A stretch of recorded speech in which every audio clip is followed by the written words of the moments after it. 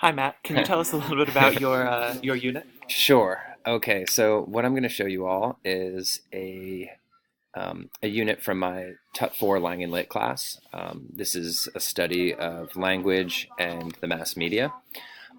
So this is sort of the page you land on when you come into my class. There are a couple of things specific to our course, just a little bit about our Schoology logo, something I made recently, and a comment box that I put at the top where students can submit anonymous comments and give me suggestions. Then it gets, I think, into the more sort of basic, familiar stuff, which are the units that we're working on. Right now, I only have two units visible. Unit 1, which we've completed, which was about the basics of evaluating mass communication, and the second unit, which we're on now, which is Unit 2, Arabs and Muslims in the Media. So with this unit, I made a very conscious effort to incorporate wayfinding and also to really consider the inquiry cycle. I don't know that things are perfect, but they are getting there, I think. So when you click on this page, I've made this poster. Sorry, my face is getting in the way a little bit. Can I move it around? Yeah, let's move my face over here. Okay, so this poster is just supposed to be a visual representation of what we're doing in the unit. Some things have changed since I made it, but I have sort of the overarching um, lines of inquiry at the top. And then what I've done is I have this sort of tapping in up here, which is what do we think we know about terrorism? And then four of the major concepts that the students are going to be exploring in the finding out part of the inquiry cycle.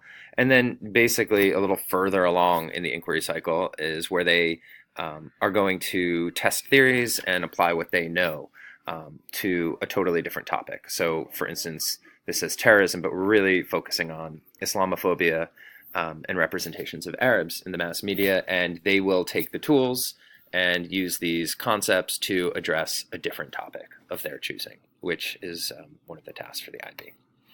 So as you can see, I made this chart, and then also it's sort of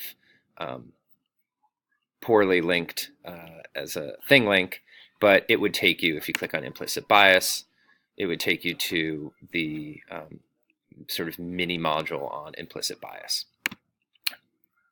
Cool? Great. All right. Wow. So then students, they go through this inquiry process. Mm-hmm. What exactly does assessment look like in this class? Okay. So I've made kind of a conscious effort this year to have far fewer major assessments and sort of summative assessments.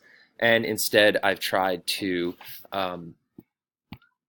consistently do formative assessments based on the skills the students are going to need to be successful on their big IB assessments at the end of the semester.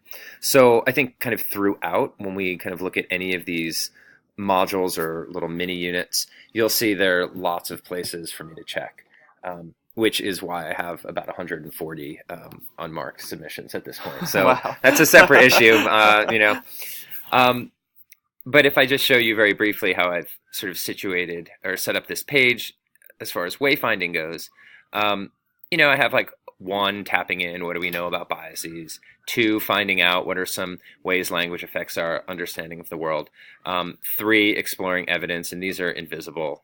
So I've just like clearly linked it to both the inquiry cycle and also had these, I guess, subheadings of specific translatable things the students might understand about our course. And I've used these icons here. I'm not entirely satisfied with them. I find that the students have been a little confused. So, I'll adjust that. And I really like how you have questions there. What do we know about biases? What are Mm-hmm. some ways language affects our understanding of the world? Mm-hmm. That's great. Thank you.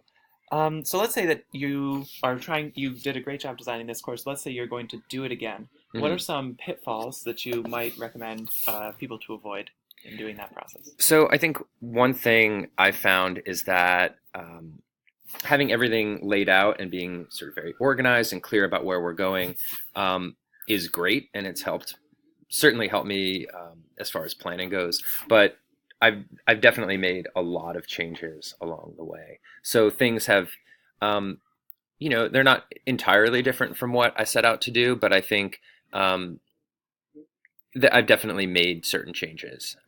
And part of that is, so for instance, if you come into this like finding out section, and inside here, you can see that.